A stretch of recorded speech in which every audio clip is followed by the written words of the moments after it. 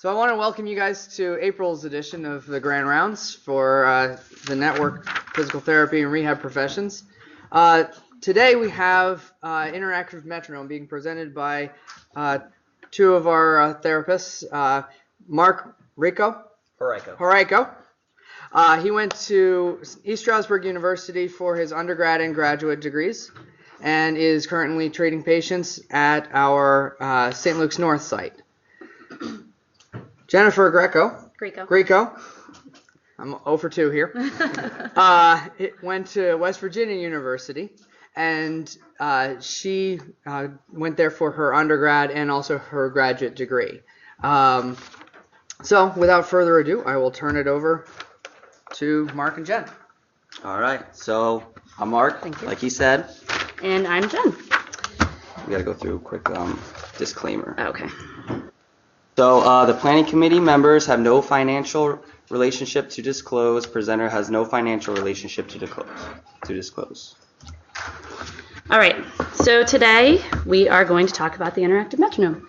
We're going to go over a little bit of the history. What is IM? How it works? We have some of our equipment here. Populations who can benefit from IM, the relevance to OT, PT, and speech, some evidence-based practice that we have, and how to get certified. So we're going to start off talking a little bit about the history of IM. The first non-interactive metronome was developed by Etienne Lulé. He was a French musician, and he developed it for a preferred tempo for music. So these have been around for quite some time. I'm sure everybody has seen them. It wasn't until 1992 that James Castley, who was educated in child psychology, actually developed the first interactive metronome. So he actually also developed the interactive metronome for musicians. It wasn't until his physician friend, who actually suffered a traumatic brain injury, had a severe motor skill deficit, and he actually recommended to James Castley, hey, why don't you try this with children who have severe motor deficits and developmental delays. So they started to use it, and they quickly discovered that it had a lot of positive effects on these children who had these deficits. So they noticed changes in learning, attention, motor challenges, and then also still with the musical, and actually they started using it with athletes as well, so with some athletic training. So when they started to do some research on the interactive metronome, James Castley got together with Dr. Stanley Greenspan, who is actually one of the founders of the research for IM. So Dr. Stanley Greenspan, his model, it was the founder of the DIR model, the developmental individual differences and relationship model, and the floor time approach. So with this model, it uses the dynamic systems theory to look at children's adaptive and maladaptive behavior and their unique processing capacities. So this includes motor planning and sequencing and interactions with others in the physical environment in order to construct complex adaptive patterns. So James Castley then used this, and it really helped him to understand children's emotions, especially autistic children, when they were in the process of developing these interactive exercises. So in 1999, it was introduced to qualified health professionals, and in 2001, the training program was launched for mainstream application. So what is IM? It is a computer program. It's a modality that we use in therapy. Mark's going to talk a little bit more about the actual program and the protocol and stuff later. But it measures and assesses and improves rhythm and timing. It uses auditory and visual feedback in conjunction with the interactive exercises. So the one thing, though, with IM is they really focus when they're talking about the research that they use and the exercises, they really, really want to work on using the auditory feedback and not just the visual. Obviously, we have patients who do have auditory deficits, so the visual does come in handy, especially in pediatrics, working with our kids. We tend to use the visual a lot in conjunction with the auditory.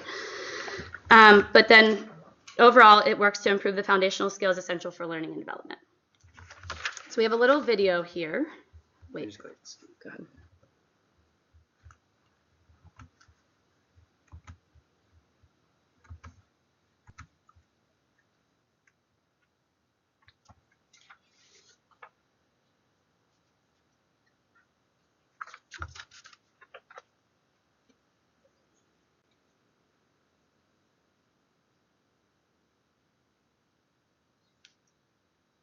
Can everybody hear?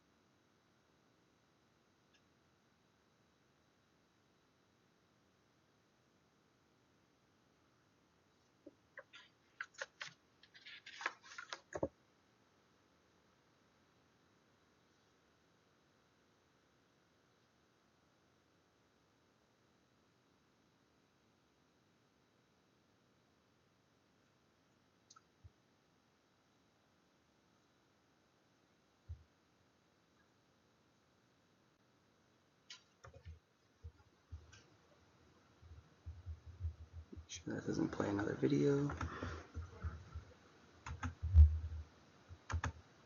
Okay. So, how does IM work? The interactive metronome is geared and improved to improve the efficiency of an individual's internal brain clock as well as temporal processing. So that's the main focus. By doing so, it is hypothesized that it improves the efficiency and of the connectivity, communication, and synchronization via the white matter tract within the critical brain networks. So by doing that, then it produces more efficient communication between, like I said, through the brain networks. And in particular, the research is based on the parietal frontal lobe brain network. So it's the one that's most associated with executive functioning, working memory, and intellectual functioning, controlled attention. The one quote that I really, really like, and every time that I'm presenting using this to a parent for one of their kids, is that a dancer may perform all the steps correctly, yet if the dance is not to the beat, the whole piece is disjointed. So the goal of IM is to work on that timing so that they are able to dance to their beat. And one other one, because I really like to use both of these, like I said, too, when I'm presenting this to parents, because I think it helps them to understand a little bit more, too, what this program is geared to do. That rhythm acts like the string bass of an orchestra. It provides the foundation of timing upon which the conductor can then organize and sequence the individual instruments that make up the piece. Okay, so that was the underlying theory. Now what actually is the program? So it's a computer-based program with 14 hand and foot exercises that are used to a metronome beat. Now these exercises can be altered in a variety of different ways to meet very specific goals. Since IM is a training tool, visual and auditory feedback that Jen spoke about earlier can be used to regain rhythm and improve learning and motor processing. So this is one of the handouts that we gave. It breaks down pretty much the 5 simple steps of IM training. Now, if you look at number 1, the exercise is performed to the metronome beat. The auditory and visual cues provide feedback indicating early, late, and in-sync hit beat. So if you look on the little guy's chest, there is red, yellow, and green. So your goal is to be within the green. You will hear guide sounds, or you'll see the visual cues if you're late or if you're early, based on the hit that you're getting.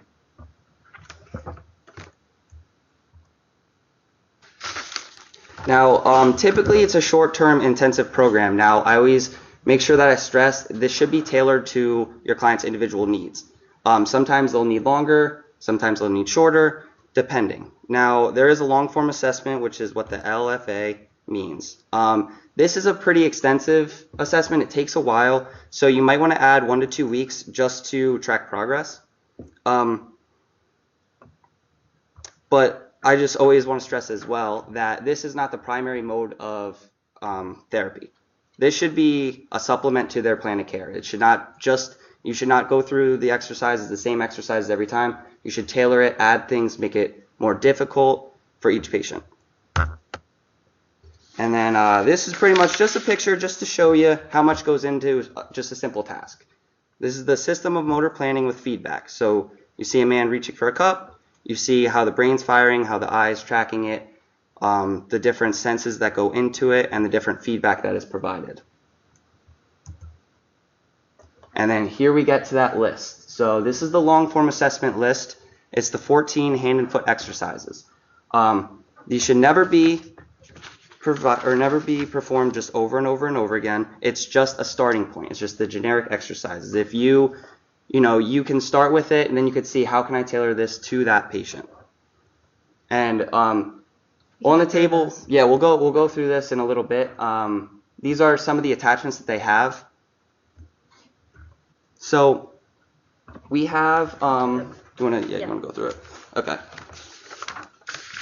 So the equipment can be used for both fine and gross motor movements. Cognition and language should be, or it can be worked on simultaneously. She's putting on the button trigger right now. So it comes wireless or wired. Now we work with pediatric clients. I would say wireless. Definitely go wireless, or your equipment will be flying everywhere. Most of your patients that you're using this with obviously have deficits. That's why you're using it. So they tend to get tangled up if you use the wires, which is good. So for the button trigger, this is just a few, but this is the normal. Then we can do some alternate movements, left and right. Well, we do like the... Whichever. Yeah, if you get the other clicker out, you can use both of them. But just thinking of some of the exercises that you go through for the long form assessment, they tend to isolate. There's a balance portion, but again, we can go through those a little bit more later. You can work on completing a sequence, crossing midline. Pretty much, it's up to you. You guys can develop things. Then we get to the tap mat. Now, originally this was developed for lower extremity exercises, trunk control and balance, but recently, they've been working, or a lot of research has shown fine motor can be used with this. You can use visual scanning. You can use language processing. People use keyboards on it. People do handwriting on it. I mean, like I said, it's up to you. And when we did our class, they actually had us develop a few activities that we wanted to use on our own. So some of the ones that they do with this, it's just on the floor. They just do tapping. And like I said, there's a balance line, so they have to stand on one foot and tap their either toe. But yeah, you can use it for hands. And then we have the in-motion switch, which is over there. Now this works on independent rhythmic gait. It goes with our feet and here. The main goal of this is to walk and talk at the same time. So here's pictures, but we brought it so you guys can feel free to stop up, mess around with it. And I'm going to go back real quick. So there's a couple that we didn't bring today. There's a tongue switch, an IM home for individuals that are looking for therapy at home. It's much cheaper than the therapy package that obviously we have. And then FitLight, which we're going to go into more in a little bit.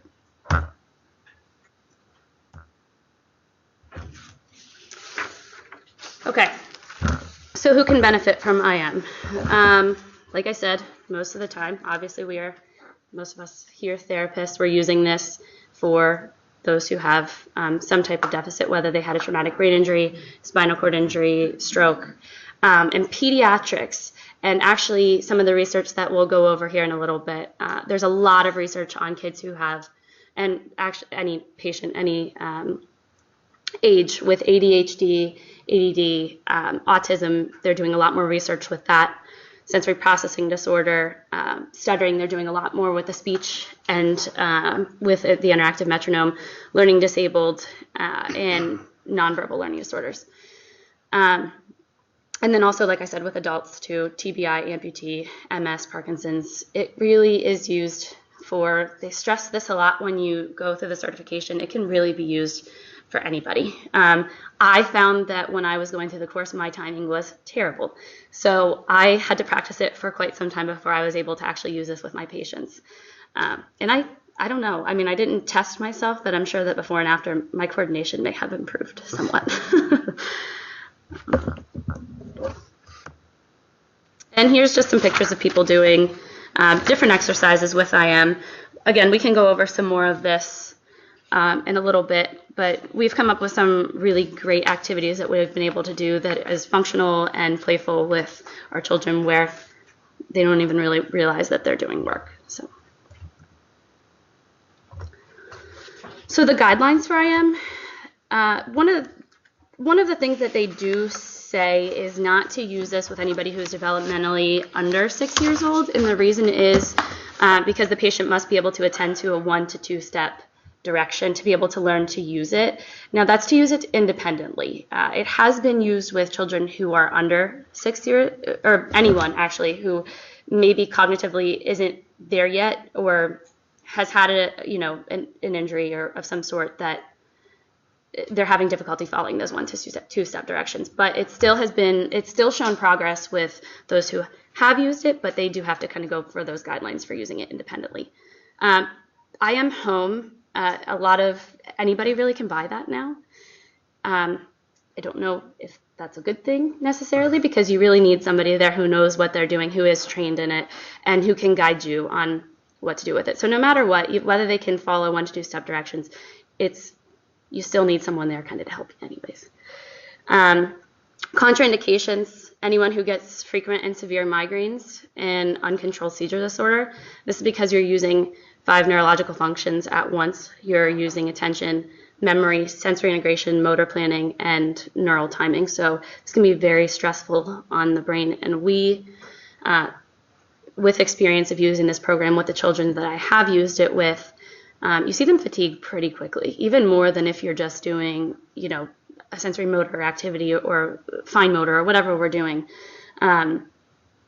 They fatigue a lot faster when you're using this program because they're really using so many other types of function in brain. So just look for the signs, pale face, changes in breathing, things like that. So relevance to occupational therapy. And these do overlap somewhat for each area. Obviously, you need all of these functions to do, although some of them are specific to each therapy, we're looking at the person as a whole. So for OT, we're looking at attention, balance, bilateral coordination, fine motor skills, gross motor skills, their praxis abilities, sequencing, and self-regulation. In order to achieve motor learning, success and repetition are important, and that's what this program is about, is doing a lot of repetition. You can change the amount of time that you're doing each exercise. You can change the tempo. You can meet it, if the child or the patient is ADHD and their tempo, they're really fast and they cannot slow down to hit our regular 54 beats per minute. You can increase that tempo to meet where they are, so then they feel success and bring that back down. So there's, and that is all involved more with if you're taking the certification course, you're becoming certified in IM. There's a lot of, it's very interactive. You're doing IM the entire time that they're going through the exercises.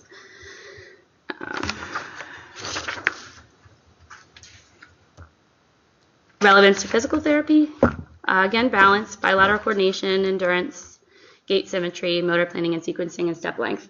So we have all of the cool pieces of equipment. The GateMate I have not used personally. We do have a PT at our facility who is able to use that, and she has. It can measure step length. It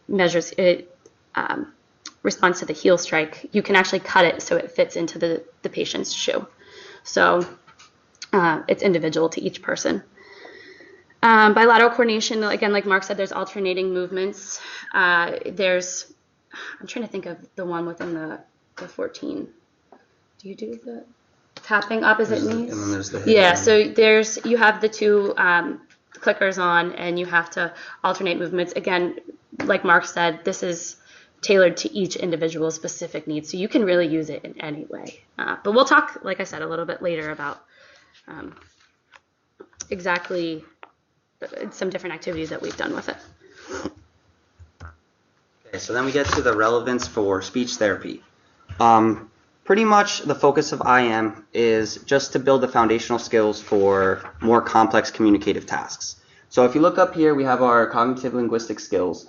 So they all kind of build off each other. If you start to improve attention, you'll start to improve the ability to recall information, which will improve the ability to complete a task, which will increase the speed that you can complete the task, which will allow you to communicate it to others, and so on and so forth. If you increase just the brain or the communication between brain networks, overall cognitive linguistic skills will improve. Now, this is an internal trial that we did at St. Luke's North. A patient came in.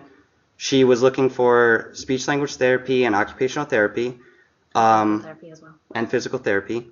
So we did our evaluation. I did the clinical evaluation of language fundamentals 4, and then Jen did her eval. We decided that the IM was the best thing for her, the short term. There was a lot of deficits in many areas, so it just kind of seemed like a go-to. Now, during that short-term intensive program, she was only being seen by occupational therapy. There was no speech therapy no speech therapy at the time. So during this, we actually updated our test and went from the SELF 4 to the SELF 5. So the validity of the test was not compromised at all because the questions were different. Now, that being said, some of the subtests in the composite changed slightly. So we have on the 4, we have concepts and following directions, which she scored less than 3 years and 2 months. Linguistic concepts is a similar subtest on the SELF 5, which she scored 5 years, 8 months. Word structure from 6 years, 2 months to 7 years, 10 months. And recalling sentences, 4 years, 6 months to 5 years, 6 months. The only one that actually went down a little bit was formulation sentences. Now the subtests did change slightly, so it's give or take a little bit. Now this again is without any speech therapy whatsoever. This was occupational therapy based IM. So if we did speech therapy based IM, we might have seen greater goals there. So it's just kind of to show you how it does improve all skills across the board. Do you want to? Yeah. Okay. Okay. So when I evaluated her, she was 8. And I administered the Brunix Ostrowski test 2. And so you can just see I have the numbers highlighted in red, the improvements that she made. So she was also, I can't remember if she was evaluated by physical therapy before. She was, and she was placed on a hold. So like Mark said, it was all, she was seen for OT 2 to 3 times a week for 45 minutes. And some improvements in all areas. Fine motor precision increased, fine motor integration increased from 5 to 8. So you can kind of, I think you guys can all see them, but even the age equivalent changed so much over 6 weeks time. I had tested her right before, and I tested her at like the 8-week mark after. So some huge gains in skill areas. And I can say from experience, every child that we've used this with, we tend to see a lot of improvements in bilateral coordination tests with most of our kids most of them are seen by OT, PT, and speech. I'm sure it goes the same also for adults.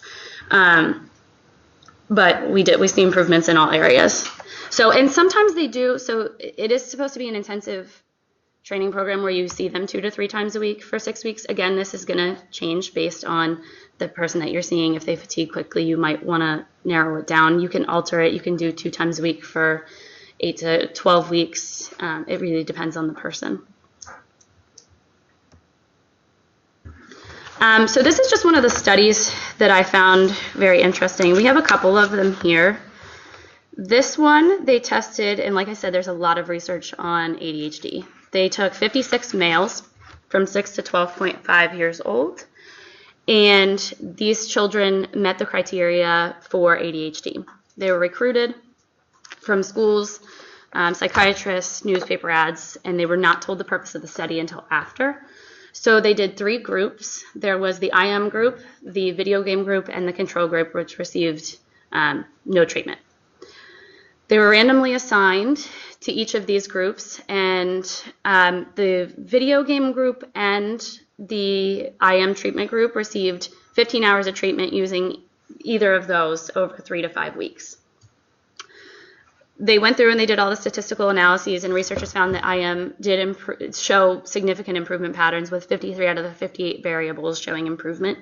And the video game group, actually, I believe it was some type of something that was still working on skills, not just any average video game. But they did show some improvement actually as well for 40 out of the 58 variables showing improvement. The interesting thing was the video game group actually showed decreased performance in regulation abilities and modulators and control. And IM improved the performance, significant and positive gains on a lot of attention tasks also.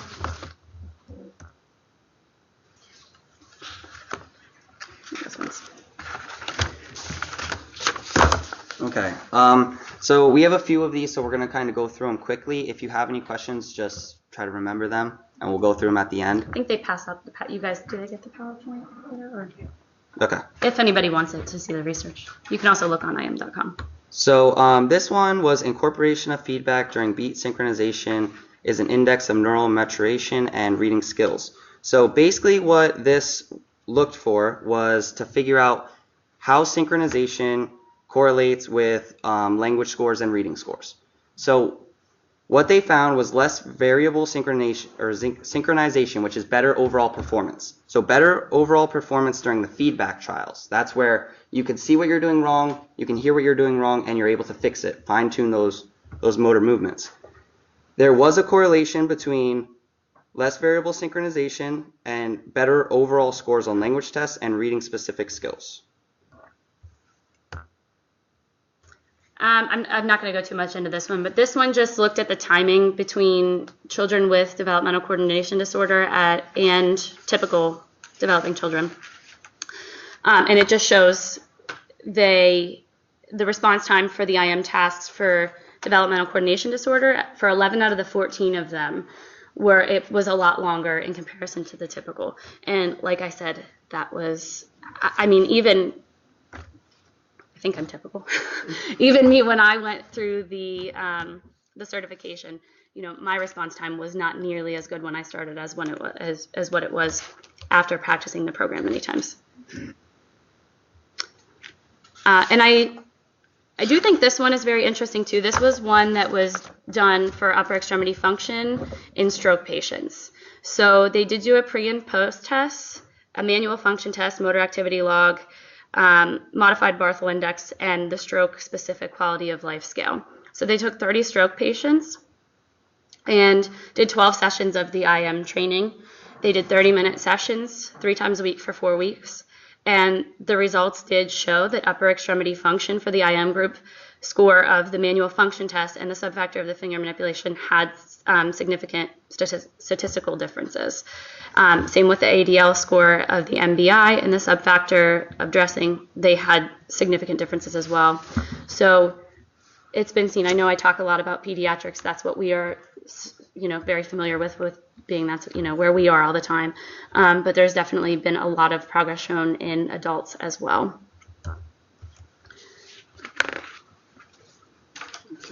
I don't know if you want to go for that. Yeah. All right, so this one's moving on time, brain network and auditory motor synchronizations modulated by rhythm, complexity, and musical training. So this was a kind of hard study to read, but it had a good result, which showed that metrical rhythms may perhaps facilitate the ability to accurately encode, recall, and execute movement sequences. The auditory motor synchronization, therefore, should improve with the use of rhythm, musical-based training techniques. So doing things similar to IM. So this wasn't IM specific, but even things similar to that. So tasks that you can do should still improve those different processes. I'm not going to get too much into this one. We had our internal trial that we showed of our child that we actually saw at St. Luke's North. So they did the bot as well, and there were improvements shown in a lot of the skill areas. And this is one that's very similar to the trial that we did. So this was looking at a patient with a language learning disorder, and they were going through different trials. Now, the study noted that drill and rhythm and timing provides more efficient neural organization. So that's what we've been going over and over again, or going over multiple times.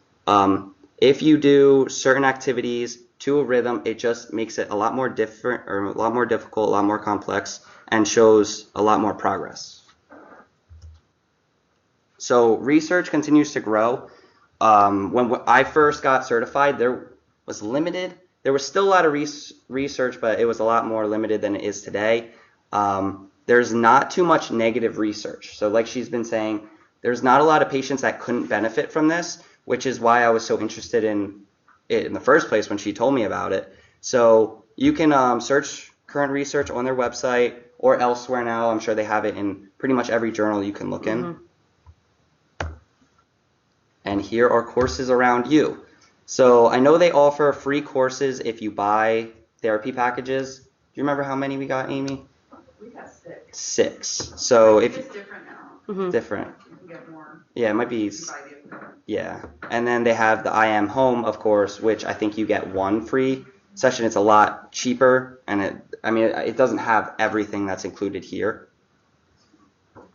But then here you can see the CEUs that are offered for it, and it's really not too expensive of a course. Another thing you can do, so after you get the basic certification, there are specialization tracks, adult and peds. Now, during these tracks, you can do more focus on auditory processing. You could focus more on the stroke population. They have a lot of free courses that you could do, and then they have a lot of just follow-up ones to make you more of an expert in certain things. So, if you want to look, and you can actually go on and look and see what kind of specific tracks there are, if you're interested in something. And then we get to our FitLight. Oh. Is that going to work? Hold on. FitLight is a new device that was developed by the same people who did the interactive metronome. We personally have not used it yet, but it looks really cool. Yeah.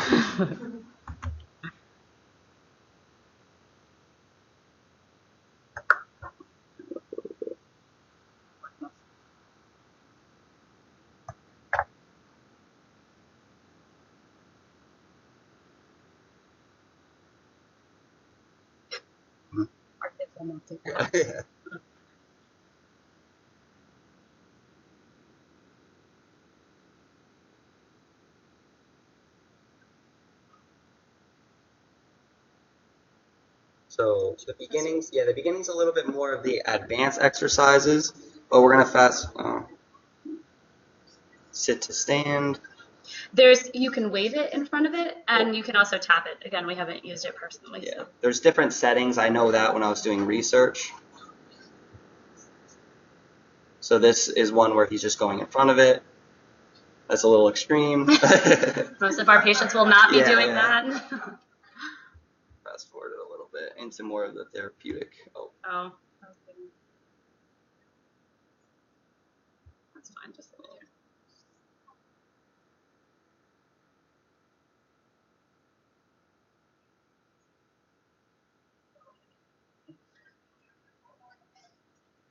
Another They like to extreme throw one. in some. Yeah, they like to mix it up with some athletes too.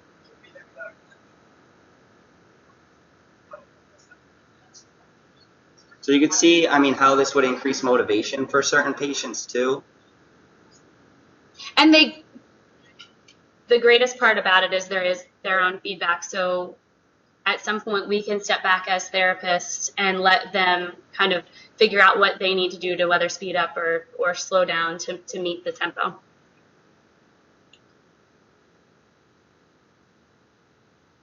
There's some good ones I like the very end. Yeah. And just like with the IM program, there's a lot of different attachments that you can see here. Here's another extreme one.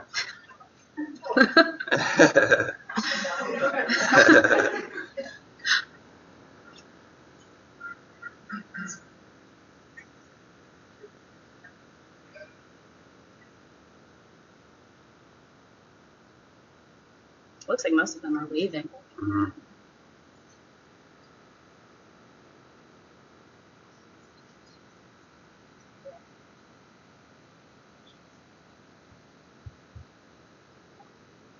So that's pretty much that. You can see there's a lot to do, just kind of how the IM is. And they do use this in conjunction with IM as well. I believe it connects to the same computer program. So the really cool thing is the computer records the scores before and after. There's long form assessments. There's a short form assessment that you do every day. So there's a full printout and report of their scores from each day. each time that you use it. It doesn't have to be though, so you don't need IM to do the fit light. It stands alone, but it could be attached to it for more complex activities. And then we get to any questions. So any of those questions that you thought of, any other questions that you might have, now's your chance. We can go through some of the long form too. Yeah. Have you guys ever tried utilizing like a music-based refit kind of thing, or not refit, but rock band or refit for timing? Yes. Well, not those specifically, but what we did actually before we even got the interactive metronome was some of us brought in our phones with the 54 beats per minute metronome playing. And we started to use that with some of our kids just to see before we even bought the program, because we wanted to see what our patients would do. And we did see some changes and definitely increased motivation with anybody that I've used it with. So again, you're not getting that feedback. So we're not able to grade, and we didn't do a formal assessment before and after. So I can't say whether or not we saw changes then. But we definitely used that sound of just the metronome playing before we got the program and saw changes in there. And we do From it, what we saw, we do it coordination. periodically as well. So let's say we're working on following directions, and even as simple as passing a ball around, passing a ball to a beat, or maybe we do a couple additions. So maybe we pass the ball and then we clap back and then we pass. So it's all to a beat, and you can increase the amount of following, of steps that you need to follow. Is this a question here?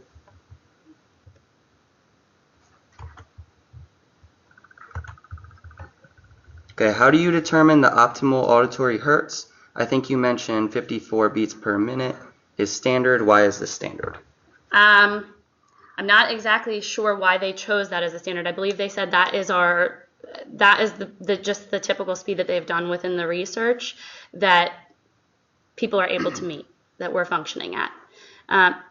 It's definitely not the standard for most of the patients that we've seen. So you kind of determine it by testing the child, testing the patient, increasing the tempo, seeing where they can meet, because you want them to feel success at the beginning. That is one of the main things is finding the timing that they meet. And then whether it is most of the time it's with ADHD, ADD, it's too fast. So the goal is to then bring it down so then they can regulate on their own. Oh, I need to slow down with A, B, or C. So then you have that control of speeding it up at any point in time and reassessing exactly where they are. Yeah, so your I hope that answered standard, that. yeah, your standard might be different from other people's. Yeah. So you might start and you start on the 54 beats per minute and you just can't do it. You're just too fast. You're always fast. So if you speed it up and you start to get on that rhythm, you can start to bring it back down so you can get more on rhythm. When I got certified, there was a girl in the class that she was up around 90. She was like a bunny rabbit when she was clapping on certain things. And they were trying to get her to, slow down because that's just where she was at the time. She could get right on that rhythm, but as soon as you would lower it any bit, she had a really hard time. Any other questions? Did that answer? Yeah, did that answer, Marcus? Okay. Okay. We can go through. Does anybody else have any questions? We can. Okay. Go. Yeah. You had mentioned one of the limitations are frequent migraines, and we have a really large concussion population. How do you regulate, does the machine give you opportunity to totally eliminate the auditory feedback, eliminate the visual feedback? Yes. So the great thing, and just to compare a little bit, some of our kids have auditory sensitivity. So using that auditory feedback, they're like, whoa, I just can't handle it. So you can totally turn the sound off. You have control of, there's a sound of the cowbell, which that's the main one that you want to hit. They're going to have to hear that to know, well, actually not necessarily. You can eliminate, you can lower it all the way and just use the visual for that point. But there's speakers that you can use that you can attach to turn it down all the way. You can just use you have the power to control anything that you want to on there. There's the auditory feedback is like, I can't, what exactly is the sound that, the cowbell is the one that you want to hit. There's a ding and then there's something else. So then the patient Like does negative and positive sounds. pretty learn much. with that what's too fast, what's too slow, and how to control it. But yeah, you can eliminate the auditory altogether and just use the visual. And there are a lot of games in that, so we didn't really touch on that. But along with the exercises, they programmed, I mean, there is a ton. There's a ton of games, or like There's like golfing, 10 basketball, games, yeah, different things like that. There's different backgrounds that you can change. I'm pretty sure you can add in your own backgrounds. Yeah. So it's very customizable. You can make avatars for the kids if you want, where you can, if you get such and such a score, we can change your hair, or you can get a different outfit, things like that. Anything else? Okay, we got a couple minutes to go through the long form assessment a little bit, so I'll go back to this presentation here. And this is the one that you do. You do this at the beginning and the end of the whatever week program you are doing. So you're really looking at the function in all areas. But throughout treatment, you're rarely doing these same exercises. You're doing things completely different. I've put a twister board on the wall and had them follow a certain sequence where they have to tap while they're sitting on a rocker board or a balance board. So you're not using the same. You want them to learn it at first with the clapping, but then after that, you're doing all functional and fun things. And this isn't super motivating, this long form assessment. So your patients, if you keep going through it, they're not going to stick with you too long. They're gonna get bored pretty quickly. Yeah. But it's only like it's just to track progress and to kind of teach the program. The first one's 1 minute, and then after that, every exercise is only 30 seconds. So you're getting just a quick idea of how they're doing. So they do both hands, and then the isolated right hand where you're tapping your leg, left. The tap mat then comes out, and you do, we'll pretend this is my toes. So you can see, but use both toes, stepping back and forth. Every single one of my patients has a hard time with that one. Right toe, so you have the heel down, just tapping the right. Same with left. And both heels, this is one where you actually have them turn around and they have to step back each time. So you're stepping back to hit the tap mat. Right heel, so your heels, can you guys see? Sorry, I don't know if your heel's up and you're just doing the heel straight, tapping back. Right heel, left heel. And then where you incorporate both sides of the body, so you're doing right hand and then left toe.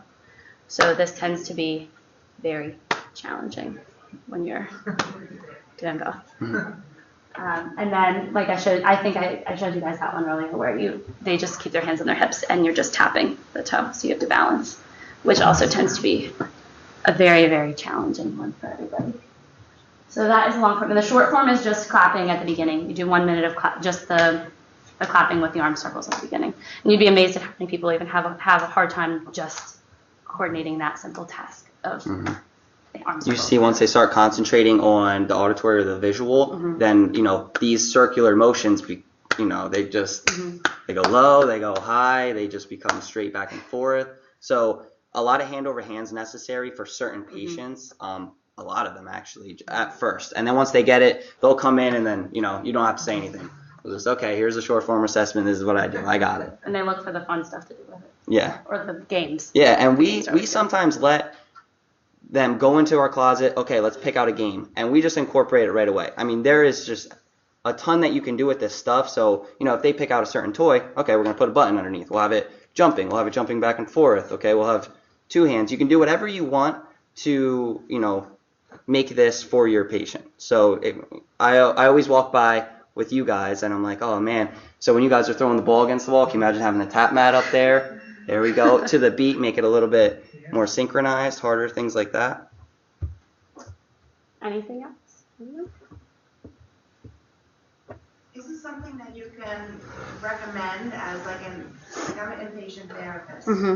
It's something that the patient's going to outpatient. Can you recommend this, or do you do the evaluation outpatient and you figure out that's what they need? So if you think in inpatient that this could be beneficial, you could definitely reach out to where they're. When I get prescriptions that say interactive metronome, I can't use those. You can't I bill have for to do, IM specifically. Right. It has to be occupational therapy, therapeutic activity, whatever you're doing. You can definitely say, I think this patient would benefit from it. And most likely they would. Anybody that I've used it with, even if it's not used as a specific program and it's just used kind of in our sessions here and there. That's not what they necessarily recommend, but that works also. So as long as therapists, we're billing, for what we're supposed to be, and we're not, it's a modality. So, but yeah, you can definitely do that. We would get the script and then reach out to you saying. Yes. Say, hey, this is, I think this person would benefit from interactive metronome. Yeah. Just a side note on that. It's currently housed in the pediatric rehab department. So, I don't know how many pediatrics. So they have been talking about it at other sites. Yes. Thinking geriatric. Yes, yeah, so. Yeah, we actually, I know the Hrycko office, I'm going to be the speech therapy coordinator there, and we're getting IM for adults only. Great, Okay. great. Yeah. So we won't be doing any pediatrics. Well, but that'll we be will- nice we then. will have the adult Yeah. geriatric population. If they're Hrycko, we're out of Miners campus. It exists. We're the smallest site. So we're up in Coaldale, Pennsylvania, which is, I don't know, I always reference Jim Thorpe if you've ever needed to be up that way. It's like the Pocono region. But yeah, the Hrycko site, it's going to be right there on 443 and 9th Street in Hrycko. And that's going to be our neuro-based center. So we're going to offer it for adults and geriatrics there. That's great. In September. Let us know how you like it. Okay. And you can look into the fit light too. We were just talking. It's really cool, isn't it? We were really excited when we found that. So. So I just got a quote. It's $5,400. So it's pretty expensive. Now that is with all the attachments. That's everything. So it comes with like a cage that you can put it on. So yeah, and I think it's 10. Yeah. That'd be nice. How much is just the content portion? Yeah. Specifically that one. See, and that's what I was wondering, because I mean, how are they lasting through those shots and like the baseball throws? So there must be some kind of case that comes with it to do things like that. We definitely recommend doing the wireless. Wireless, yes. So if you can't keep a lot of those batteries on hand, because that's the one thing they do die kind of quickly. So then you have to use the wires, and the wires do pull. Yeah, but you'd be amazed, people like turn around, okay, I'm done with that one, and they'll just yank it right off, and it's like, oh no. They completely forget. Working memory. Yeah. Another recommendation is to secure your unit. Yes. They give you a little sticky, like the things that you put your phone on in a car. Those are not ideal. So if you can Velcro, whatever you can Bolt do it down, to secure Velcro it down, whatever you can do. Yeah. It flies. Okay, any more questions? All right. Well, thank you guys for coming. Thank you all. If you guys want to come up and look at any of these, you're more than welcome to as well. Please make sure you sign in and pick up your certificate. We do have ASHA credit if you're a speech therapist, so please pick that up as well. If you're watching this recorded version or online, email me for your quiz. Thank you very much for attending.